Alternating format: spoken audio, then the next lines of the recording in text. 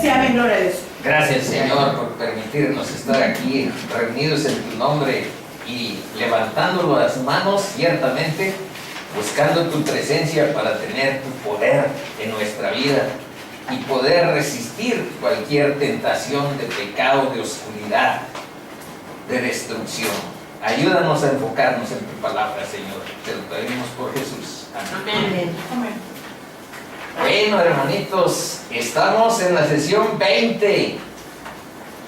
Bienvenidos todos. Gracias. Es realmente memorable porque pues parecía indeciso nuestro caminar, pero después de 20 semanas estamos muy bien animados, muy bien fortalecidos, enfocados, y gracias por la presencia de Dios y por la presencia de ustedes. Primero, ustedes saben que sí es que Dios nos acompañe, que Dios nos guíe, que Dios nos fortalezca, y en ese sentido vamos a empezar esta sesión 20.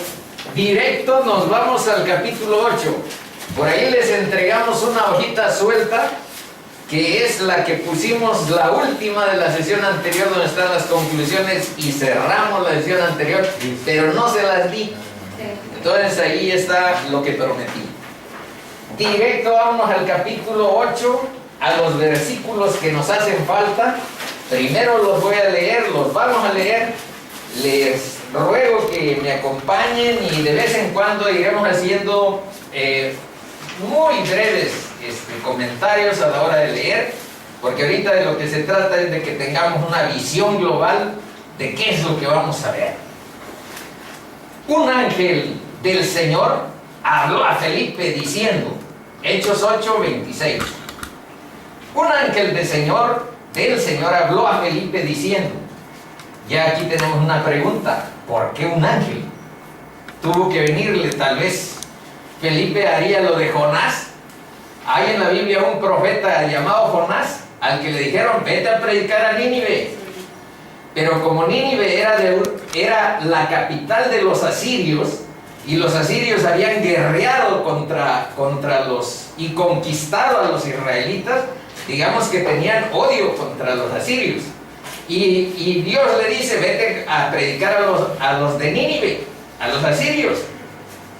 Y en vez de obedecer, agarró al sentido contrario de donde estaba Nínive. Vámonos para otro lado. Bueno, es bonita esa historia de Jonás, pero nos indica que a veces nosotros estamos más centrados en nuestra carne, en ese caso a tener resentimiento contra los asirios y contra los habitantes de Nínive, que obedecer a Dios. Pues aquí quién sabe por qué a Felipe le tuvo que hablar un ángel. Y vean lo que le dijo: levántate y ve, pero en este caso no es a Nínive, sino hacia el sur, por el camino que desciende de Jerusalén a Gaza, el cual es desierto. ¿En qué lugar se encuentra en este momento Felipe? ¿Alguien lo recuerda? Está en Samaria, no está en Jerusalén, está en Samaria. Y Samaria está más al norte de Jerusalén. Por ahí tengo un mapa, vean. Aquí está Samaria, que también tiene ese nombre, y aquí está Jerusalén, y lo mandaron hasta Gaza, cerca de Gaza. Entonces, acuérdense que aquí Felipe está siendo muy exitoso como evangelista en Samaria. Muy exitoso porque la gente está muy contenta de recibir el evangelio y recibir a Cristo en sus vidas. Hay transformación, hay conversión, hay gente adherida a la iglesia. Bueno, entonces de eso vamos a estar hablando, pero nos regresamos. Entonces, él se levantó y fue. No hizo lo de Jonás. Este sí obedeció y fue. Y sucedió que un etíope, pero vean aquí cómo se concilia Dios, trabaja con hombres individuales y con comunidades, con ciudades enteras. Estaba en Samaria, obviamente, guiado, fortalecido por Dios, pero aquí lo manda con una persona. Un etíope, un negro, eunuco, funcionario de Candace, reina de los etíopes. No dice si era negro o si era blanco, me regreso, porque a veces he abusado en decir cosas así rápidas, y mejor hay que dejar lo que dice nada más la palabra. Etíope es de un... De Etiopía. Ah, todos los De etíopes Etiopía. son negros. Ándale, por eso es que decir negros es más o menos tirarle al 80% de posibilidades, o el 90%. Pero mejor lo dejamos en lo que sí dice. Funcionario de Candace. Candace es un título, es así como faraona. No hay una persona que se llame faraón, sino que es un título nobiliario.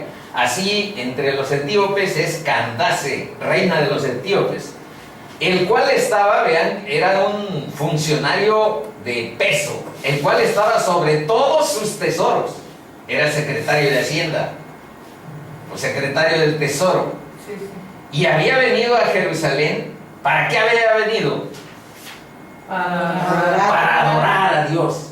Pero ¿cómo le iba a hacer un eunuco? Ahorita vamos a ver unos versos a donde había ciertas limitantes, pero sigamos leyendo. 28. Volvía sentado en su carro, llevaba su extra y iba leyendo al profeta Isaías. Y el Espíritu dijo a Felipe, ¿qué Espíritu? Pues el Espíritu Santo. Y aquí vamos a hacer una reflexión de cómo le vamos a hacer para poder distinguir la voz del Espíritu cuando nos habla. Vean lo que le dijo: acércate y júntate a ese carro. Otra vez obedeció. Acudiendo Felipe, le oyó que leía al profeta Isaías y dijo: pero ¿entiendes lo que lees?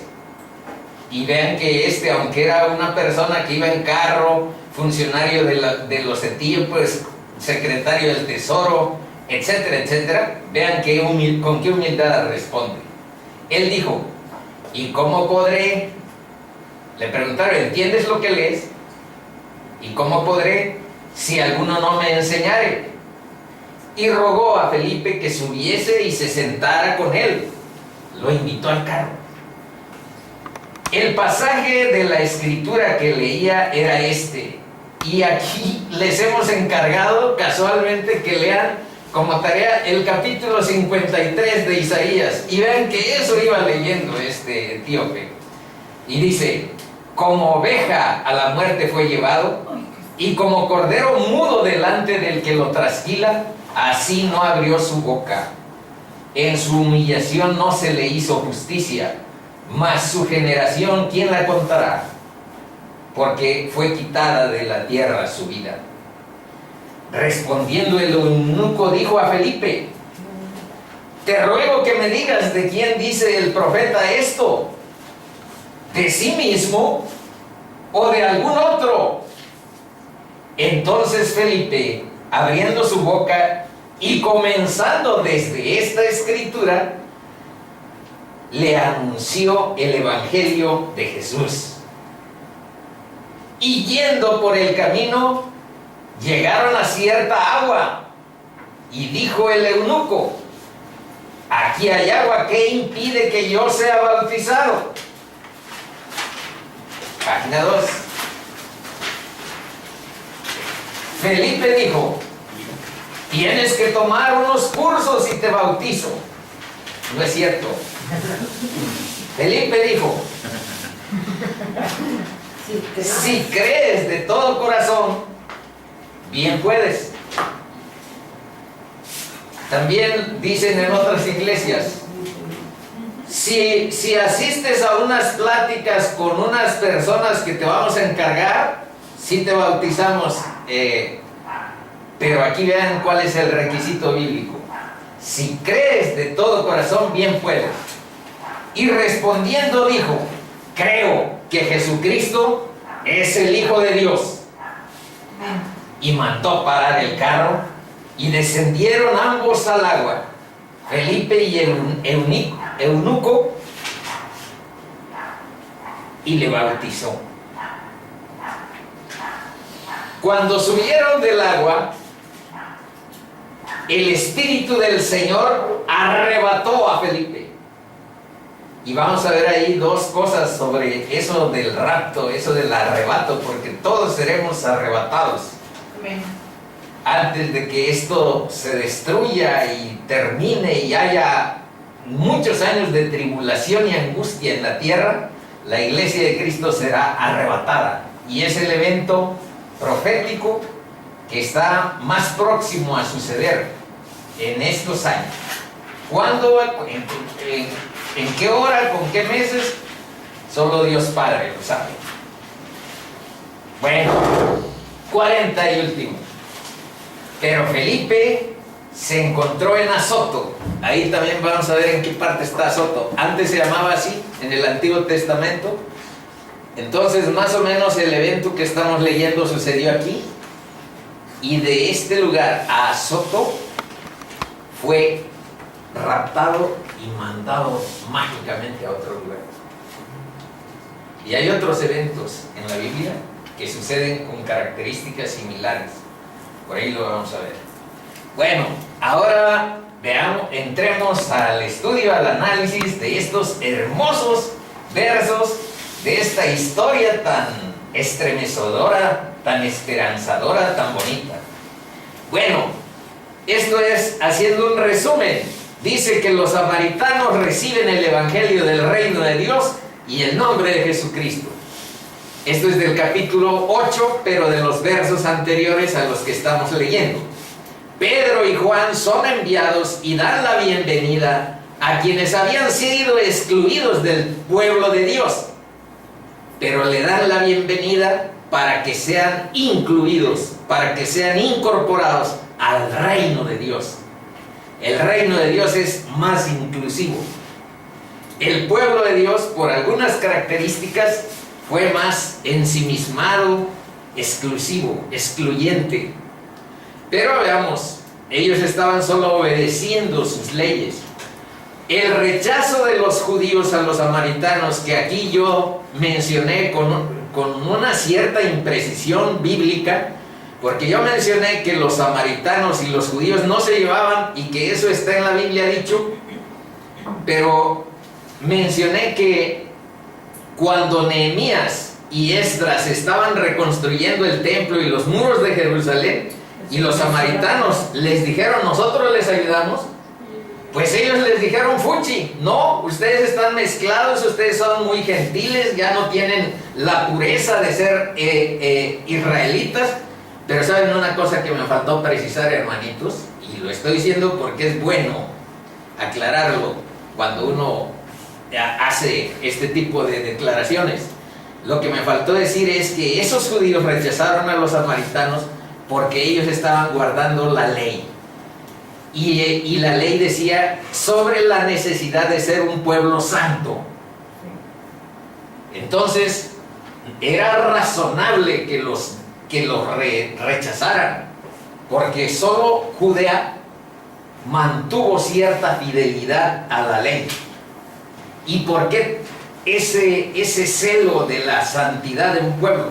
Porque de ahí iba a venir el león de Judá. Sí, amén. Y el león de Judá, que estamos hablando de Judea, el león de Judá es Jesucristo, tú y mi Salvador. Amén. Por eso se tenía que cuidar esa pureza, esa santidad. Bueno, los samaritanos reciben el Espíritu Santo, esto también hay que precisarlo. No fueron Pedro y Juan cuando el Espíritu Santo ya estaba visible entre los samaritanos, sino que hagan de cuenta que Dios dispuso que hasta que Pedro y Juan fueran, les impusieran las manos, entonces hubo cierta transformación visible entre la gente. ¿Y por qué sucedió eso? Si de todas maneras Felipe por sí mismo y los otros que fueron evangelizando, más adelante y aquí mismo en estos versos vamos a ver que transmiten el Espíritu Santo. Pero era importante y necesario que tanto Jerusalén como Samaria, con esa tradición de enemistades que dijimos que ha durado 5 siglos entre Samaria y Jerusalén, ahora, mediante esta transformación que el Evangelio de Cristo y el nombre de Cristo está suscitando, tenían que hermanar en una misma iglesia, en un mismo cuerpo, tanto a Jerusalén como a Samaria. Para eso era necesario que fuera tanto Pedro como Juan a crear el lazo de unión. Bueno, ahora, ¿por qué un ángel? Deben de saber, hermanitos, que Dios en sus mensajes es claro.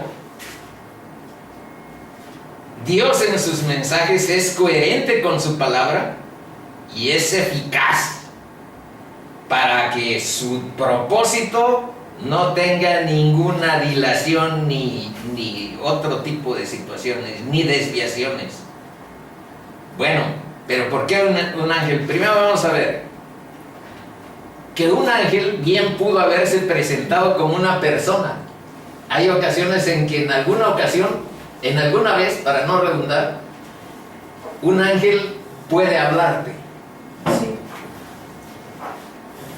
Y eso está dicho en Hebreos 13:2 y dice: no olvidéis de la hospitalidad, porque por ella algunos sin saberlo, hospedaron ángeles.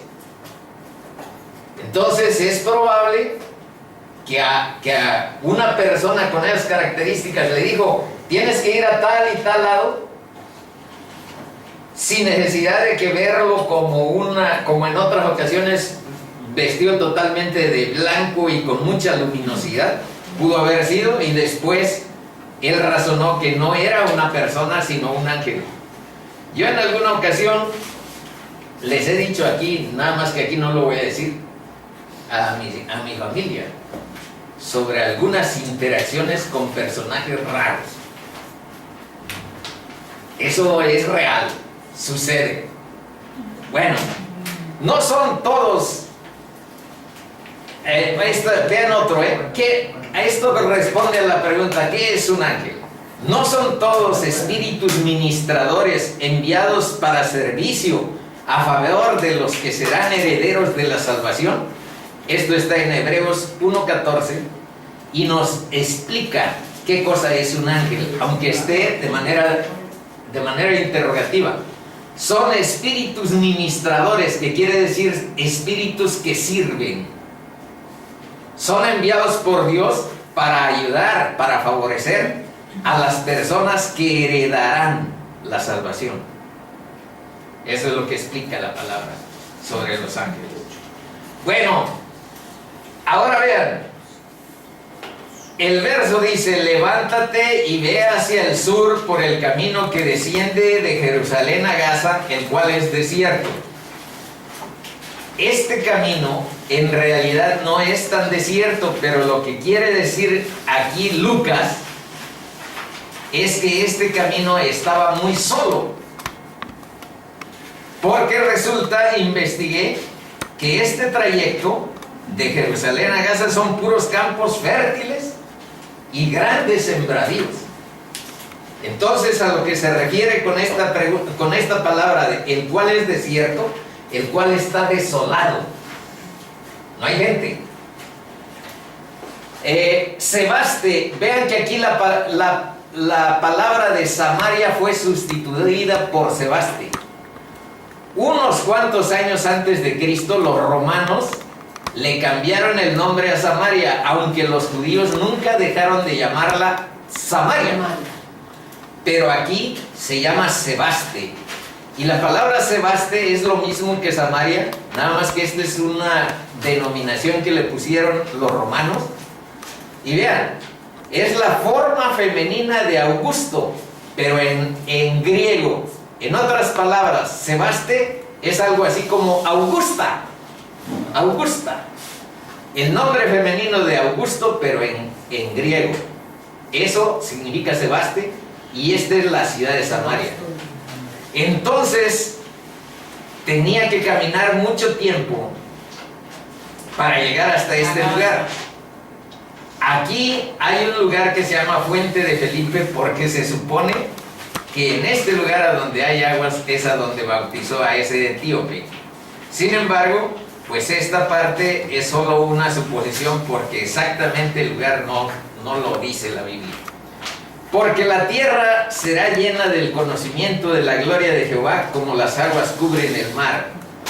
Habacuc 2:14. Puse esto para decirles, hermanitos, que así como en la red pueden encontrar millones de recursos para la perdición de sus hijos, porque hay pornografía, porque hay una serie de distractores que van a hacer trastabillar sus vidas y las pueden llevar a la plena destrucción.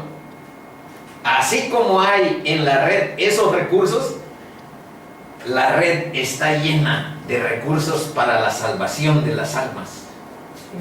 Está llena la red de estos mapas, de explicaciones, de buenas prédicas. En internet están algunos que son pastores globales. Quiero decir que son muy aceptados a nivel global, no nada más de unos cuantos países, sino en todos los idiomas, en todas las naciones. Hay muchos recursos importantes en la red. Entonces se está cumpliendo, porque la tierra será llena del conocimiento de la gloria de Jehová, como las aguas cubren el mar. Ni más ni menos, así está lleno internet también del conocimiento bíblico y de la ayuda a quienes buscan a Dios para encontrarlo. Bueno, estos son otros mapas que no puse, solo les puse hermanitos, porque van a ver más adelante también algo está ahí anunciado. Aquí se menciona cuáles son las áreas en las que más rápido llegó el Evangelio, las buenas nuevas, en el primer siglo. El primer siglo abarcó, digamos, que esta área. Y que ubiquen que esto está cerca de África, está cerca de Asia, pero por alguna razón el Espíritu de Dios en uno de los capítulos de Hechos que más adelante vamos a estudiar, el Espíritu Santo les dijo a Pedro y a Bernabé que no fueran hacia Asia. Entonces, hagan de cuenta que Dios quiso que el primer siglo se abarcara esta área principalmente, y ya después han ido predicadores, pastores a India, a China, y han buscado la evangelización de esos países, pero en este primer siglo vamos a ver esa parte que les mencioné. Luego, de aquí de Europa, entonces aquí está África, aquí está Asia y aquí está Europa, y de Europa pues estamos nosotros también. Por eso yo por ahí tengo un mapa, pero mejor en otro momento. No los puso. Esos no los puse, nada más les puse uno. Miren, aquí están unos cuantos datos. De Jerusalén a Gaza hay 80 kilómetros. De esta ciudad a Gaza hay 80 kilómetros. Está cerca. Pero de Jerusalén a Etiopía, a donde se supone que iba este personaje, este eunuco, hay 2.600 kilómetros. Ahí sí está lejos. Si este etíope con su carroza, con su carruaje, avanza 32 kilómetros diarios, llegaría en 3 meses de ida y 3 meses de venida. Eso sí. Entonces, imagínense las distancias, imagínense la necesidad de búsqueda de este etíope, la búsqueda de Dios. Ahora, una pregunta: ¿quién era este personaje etíope? Bueno, la primera característica es que venía de África. No sabemos si era negro, pero ya sabemos Tiene la esperanza. Pero, Es racista como su mamá, ¿eh? pero vean, es eunuco. ¿Saben lo que significa eunuco? Hay un muñeco. No, Bueno. muñeco. El brujo también. Eunuco. La palabra eunuco quiere decir que ha sido castrado, que no tiene completos sus órganos reproductores, que se los han quitado. Y muchas personas en este siglo se hacían ese tipo de tratamientos porque mostraban a los demás que querían consagrar su vida a una actividad específica. Entonces los eunucos eran muy apreciados para servir en la corte de los reyes, porque los reyes normalmente tenían harenes. Entonces, ¿quién va a cuidar mi harén? Si se lo doy a un tipo que sea completamente hombre, pues a lo mejor algo sucede ahí. La carne es débil. La carne es débil. Y los eunucos eran apreciados para el servicio del rey. Luego, también se creía en ese tiempo que una persona que tuviera esas características, que hubiera sido castrado, era mejor administrador y tenía menos tentaciones para robar. Entonces, una persona así estaba consagrada al servicio del Estado. En este caso, era un secretario de Hacienda. Era un secretario que llevaba los tesoros de la reina. Así hay que hacerle a los actuales políticos. Tú quieres, en vez de cortar manos, Castrar. Como los eunucos. ¿Pero era por su gusto o era muchos era por su gusto, era voluntario. Voluntario. Ándale. Había venido a Jerusalén a adorar, ya dijimos, volvía sentado en su carro y leyendo al profeta Isaías. Hay un antecedente que quisiera que leyeran. 1000 años antes, cuando estaba Salomón reinando en Jerusalén, vino de allá también, de Etiopía, de África, la reina de Saba. Vamos a ver qué dice. Primera de Reyes 10, del 1 al 5 dice: oyendo la reina de Saba la fama de Salomón que había alcanzado por el nombre de Jehová, vino a probarle con preguntas difíciles. Y vino a Jerusalén con un séquito muy grande, con camellos cargados de especias y oro en gran abundancia y piedras preciosas. Y cuando vino a Salomón, le expuso todo lo que en su corazón tenía. Y Salomón le contestó todas sus preguntas, y nada hubo que el rey no le contestase. Y cuando la reina de Saba vio toda la sabiduría de Salomón y la casa que había edificado, asimismo la comida de su mesa, las habitaciones de sus oficiales, el estado y los vestidos de los que le servían, sus maestresadas y sus holocaustos que ofrecía en la casa de Jehová, se quedó asombrada. Ese es el antecedente. 1000 años después, aquí está relatado lo que está sucediendo con otro africano que va. 1000 años antes se había establecido un lazo entre el Dios de Israel y África. Y aquí se está viendo que no fue un lazo en vano. Bueno, pero ahora, ¿cómo piensan que le fue a este eunuco en Jerusalén, ya aquí en el siglo I? No creemos que le haya ido también por esto. Vean lo que dice Deuteronomio 23, del 1 al 2. No entrará en la congregación de Jehová el que tenga magullados los testículos o amputado su miembro viril. No entrarán eunucos. No entrará bastardo en la congregación de Jehová, ni hasta la 10ª generación no entrarán en la congregación de Jehová. Y ahora veamos por qué llevaba el libro de Isaías. Yo pienso que alguien de los que estaban allí en el templo y que seguramente lo dejaron entrar solo a una sección que se llamaba la corte de los gentiles en el templo de Jerusalén, pero no lo dejaron entrar a la gran congregación por las características que estamos leyendo. A este etíope que viene, pero que vengo de África, pero que soy tesorero y por tanto soy ricachón, te vamos a leer la ley, manito, tú no puedes entrar. Nosotros, yo pienso que así fue. Pero eran los judíos pues que estaban Ándale. con esas ideas.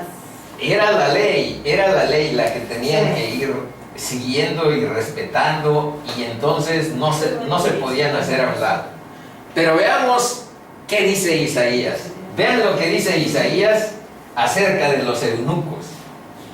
Isaías 56, del 3 al 5. Y el extranjero que sigue a Jehová, no hable diciendo, me apartará totalmente Jehová de su pueblo. Ni diga el eunuco, y vean dos cosas, él es extranjero y es eunuco. Ahora, ¿qué dice de los eunucos? Ni diga el eunuco, he aquí yo soy árbol seco. Porque así dijo Jehová, a los eunucos que guarden mis días de reposo, son los sábados, y escojan lo que yo quiero, y abracen mi pacto, yo les daré lugar en mi casa y dentro de mis muros, y nombre mejor que el de hijos e hijas. Fíjense qué promesa le da Dios a los eunucos, que guardan el pacto de Dios, que siguen su ley. Dice, les daré lugar en mi casa y dentro de mis muros, y nombre mejor que el de hijos e hijas. Nombre perpetuo les daré, que nunca perecerá. Por eso iba leyendo Isaías, ahí había una clave importante de que Dios es bueno, Dios es misericordioso y para todos tiene algo de promesa. Y de hecho yo creo que ya había sido salvo al bautizarlo Felipe. Ándale, ni más ni menos, eso es lo que se conjuga ahí. Ahora bien, este verso de 1 de Timoteo 2, 1, 2 dice que cuál es nuestra actitud que tenemos todavía que mantener respecto a las autoridades. Este eunuco era una autoridad, era un secretario de un estado. Vean lo que dice Pablo dirigiéndose a Timoteo. Exhorto, ante todo, a que se hagan rogativas, oraciones, peticiones y acciones de gracia por todos los hombres. Pero ahora vean lo que dice. Por los reyes y por todos los que están en eminencia. Por Peña Nieto, Padre Santo, ¿quieres que oremos, hagamos rogativas y peticiones y demos acción de gracias? Sí, amén. Pues sí. Aquí dice que sí. Sí, porque en la Biblia también dice que toda autoridad dada en la tierra es dada también por Dios. ¿Pero por qué? Ahora hay que ver para qué. Dice, para que vivamos quieta y reposadamente en toda piedad y honestidad. Lo que necesitan en muchas ocasiones las autoridades es que haya eso. Sabiduría de Dios conduciendo sus acciones, apoyo, respaldo de oración de parte de la gente, porque el Estado es un lugar de muchos riesgos, y para personas que tienen desorden en sus vidas, para personas que tienen caos en su ámbito personal, familiar, pues las decisiones del Estado se les convierten en un enredo, como en muchas ocasiones vemos. Pero a nosotros, hermanitos, si quieren seguir la palabra, tenemos que orar. Pues sí, amén. Obrar para que obren con rectitud. Ándale, justamente. Ahora, porque todos los que son guiados por el Espíritu de Dios son hijos de Dios. Romanos 8, 14. Ese verso nos hace mención que tanto el etíope como en este caso Felipe van guiados por Dios hacia un encuentro promisorio. Seguramente el etíope allá no encontró lo que con tanto anhelo, vean, un camino de 3 meses, y seguramente no encontró lo que buscaba. Buscaba a Dios, y lo que encontró es reglas, leyes, exclusión, reglamentos. Pero van a ver que en este caso encuentra a Dios, encuentra el Evangelio, encuentra la salvación. Y en contraste con lo que vimos en el anterior pasaje de la Biblia, de este mismo capítulo 8, ¿cómo se llama el mago que se convirtió, pero a medias o falsamente, en los capítulos, en los versos? Simón. Entonces, en contraste con la conversión de Simón, aquí vemos una conversión plena.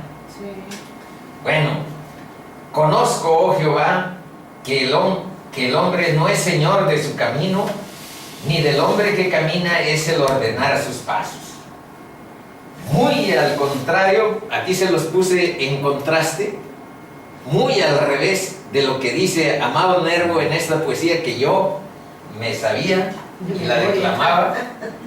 ¿Podrías declamarnos? Dice: porque veo al final de mi rudo camino que yo fui el arquitecto de mi propio destino, que si extraje las mieles o la hiel de las cosas, fue porque en ellas puse hiel o mieles sabrosas. Cuando planté rosales, coseché siempre rosas. No, conozco, oh Dios, que el hombre no es señor de su propio camino, ni del hombre que camina es el ordenar sus pasos. Amén. Tú, Señor, nos sostienes, nos das el aliento todo el tiempo, nos guías, nos llenas de tu misericordia. En realidad es bonita esta poesía, pero no dice una verdad existencial. A medias, porque yo le diría que si tú no te acercas a Dios, de alguna manera tú estás siendo el arquitecto de tu destino, porque vas a tu destrucción. Y si hay un acercamiento a Dios, Él guía tus pasos y gobierna tu vida. Aplausos. Bien, Pati, bien, Aplausos Pati. por Pati. Muy bien, Pati. 29. Y el Espíritu dijo a Felipe: acércate y júntate a este carro. Acudiendo Felipe, le oyó que leía al profeta Isaías y dijo: ¿pero entiendes lo que lees? Él dijo: ¿cómo podré si alguno no me enseñare?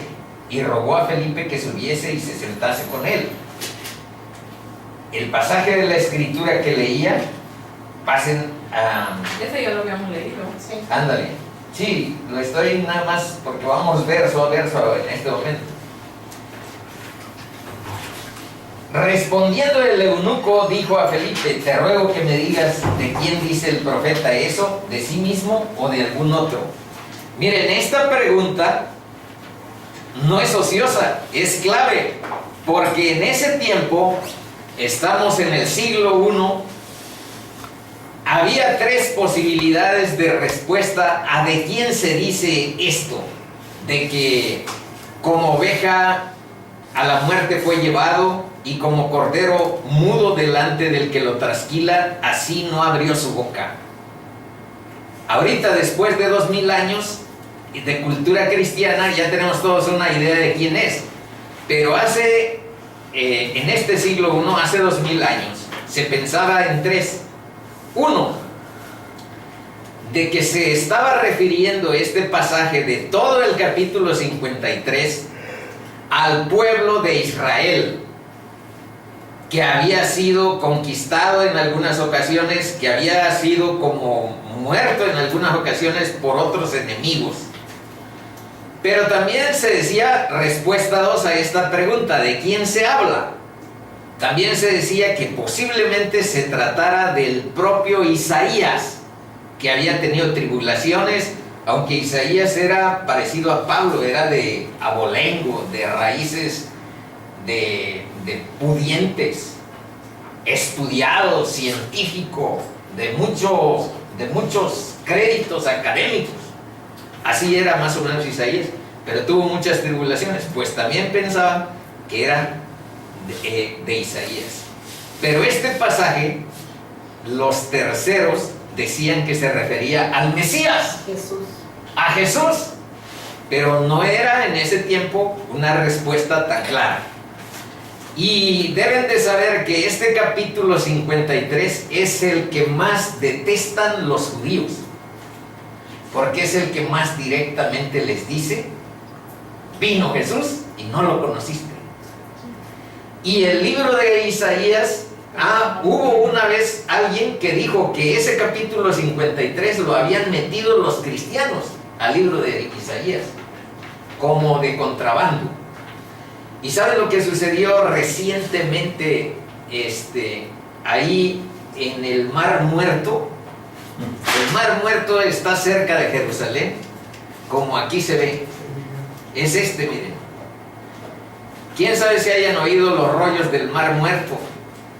Los arqueólogos encontraron aquí unos pergaminos que eran justamente el libro de Isaías, a donde está completo el libro de Isaías. Y está arqueológicamente comprobado que aquellos que dijeron fueron los cristianos los que insertaron el capítulo 53. Bueno, Dios los desenmascaró como chismosos. Porque los pergaminos del Mar Muerto han demostrado que el capítulo 53 está en el libro de Isaías normalmente. Es inspiración divina. Está incorporado con Isaías. Y la maravilla de Dios de que, como le dijo a Felipe, que se acercara porque sabía que iba a ir para allá y tanto tiempo gastado para ser rechazado, pero ya él iba fortalecido por el Espíritu Santo. Entonces. Perfecto, Pati. Justamente eso es lo que se expresa aquí. Ahora, ¿cuándo nosotros podemos escuchar esa voz? Porque ¿qué tal si Dios te ha dicho: comparte el Evangelio con estas personas que están ahí, comparte a Cristo? ¿Cuándo es que uno puede detectar que es Dios el que está hablando o poniendo en tu corazón algo al respecto? Y es el Espíritu y no es tu carne. Hay un detalle para distinguirlo. Tu carne siempre te dirá: no vayas a perder tu prestigio, ni vayas a hacer el ridículo hablándole de Cristo a estas personas. Son unos ignorantes, te van a chotear, se van a burlar de ti. ¿Y qué será de tu imagen de académico y de exitoso social? No les hables de Cristo. Eso lo dirá tu carne. Porque tu carne siempre te llevará a caminar como importante, a caminar con orgullo, con soberbia, con vanidad, con arrogancia. Esa es la voz de tu carne. La voz del Espíritu es en el sentido contrario. Se humilde. Bájale a tus bonos egocéntricos y ególatras. Se trata de la palabra de Dios. Compártela con estos. Compártela. Entonces, ¿qué tal si en algunas ocasiones, y en muchas ocasiones también vale decirle a una persona como nuestra mamá? ¿Cuántas veces has compartido el Evangelio con otros? ¿O has buscado que otros conozcan a Cristo y su verdad? Y si la respuesta es que nunca, es que el Espíritu Santo tal vez no esté habitando en nuestras vidas. Porque el Espíritu Santo te va a empujar a que compartas. Te va a empujar a que la palabra no quede encerrada en tu cuarto, a que la platiques con tus hijos, con tus nietos, con tus abuelos, con tu mamá, con tu papá, con quien sea necesario. No es esto que les estoy mencionando, que todos tengamos un escenario formal de socializar la palabra o de transmitir la palabra, pero para todos está el llamamiento de hacer eso, compartir Sí. con los demás. Bueno, esa es una pista, hermanitos, que responde a la respuesta y cómo le haremos. Ahora vean este verso. ¿Por qué es tan claro para nosotros ya? Bueno, pues les digo, 2000 años de cultura cristiano, mucho ha impactado ya nuestra cultura, nuestro carácter. Pero vamos a ver unas raíces de dónde está. Vean Levítico 16, del 6 al 10, lo que dice. Y hará traer a Aarón, ese era el sumo sacerdote en los tiempos de Moisés, justamente, el becerro de la expiación que es suyo, y hará la reconciliación por sí y por su casa. Después tomará los 2 machos cabríos y los presentará delante de Jehová a la puerta del tabernáculo de reunión, y echará suertes a Aarón sobre los 2 machos cabríos, una suerte por Jehová y otra suerte por Azazel. Y hará traer a Aarón el macho cabrío sobre el cual cayere la suerte por Jehová, y lo ofrecerá en expiación. Mas el macho cabrío sobre el cual cayere la suerte de Azazel, lo presentará vivo delante de Jehová para hacer la reconciliación sobre él, para enviarlo a Azazel al desierto. Dice, el sistema sacrificial señala: cuando ustedes pequen, tienen que matar un cordero y derramar su sangre. El sacerdote tiene que asegurarse que se haga correctamente, esto es, que el animal sea sin mancha, sin defecto. Alguien más debe pagar para ser perdonado y para ser justificado. Eso es lo que vino a cumplir el Cordero de Dios. Fíjense, es difícil asociar o ligar con un animal, no quería decir la palabra, con un animal a nuestro Salvador. Pero vean que ese es el sustituto de nuestros pecados y de nuestra muerte. El sustituto de nuestros pecados y de nuestra muerte fue la justicia que Dios cobró en la muerte de la cruz. Entonces, ¿y qué significa Azazel? Hay versiones que se han distorsionado de lo que originalmente significa. Simplemente significa un macho cabrío que se deja en libertad para que se lleve cuán lejos, como dice el Salmo 103, dice, tan lejos como del occidente del oriente al occidente, nuestras culpas, tú veas nuestras culpas. Eso dice el Salmo 103. Bueno, para que se lo lleve lejos hasta el desierto, el día de Yom Kippur, que es el día del arrepentimiento, soltaban ese macho cabrío al desierto para que se llevara lejos los pecados del pueblo, y otro lo degollaban por el perdón y para santificar el tabernáculo a donde estaban reunidos. Entonces ese es el sentido de este concepto tan importante que es el concepto de la expiación, porque eso es lo que vino a hacer Cristo. La expiación de nuestras culpas, la expiación de nuestros pecados, y tener en eso que sucedió la limpieza y el perdón de nuestros pecados y la vida eterna.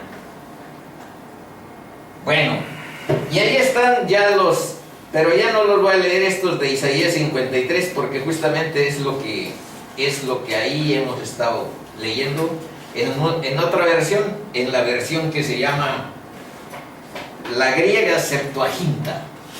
8:35. Entonces Felipe, abriendo su boca y comenzando desde esta escritura, le anunció el evangelio de Jesús. Esto es importante, hermanos. ¿Cómo? Vean la pregunta. ¿Cómo enseñaron el evangelio de Cristo con el Viejo Testamento? Porque ahora nosotros tenemos nuestras Biblias completitas, la revelación de Dios, su palabra está ya completa y puede uno conseguir muchos libros. Yo ahí tengo un montón de versiones, etcétera, y ustedes también. Pero en este tiempo, este sujeto solamente lleva un pergamino, y ese pergamino es sobre Isaías. ¿Cómo enseñaron el evangelio de Cristo con el Viejo Testamento? Bueno, aquí está una aproximación. Creo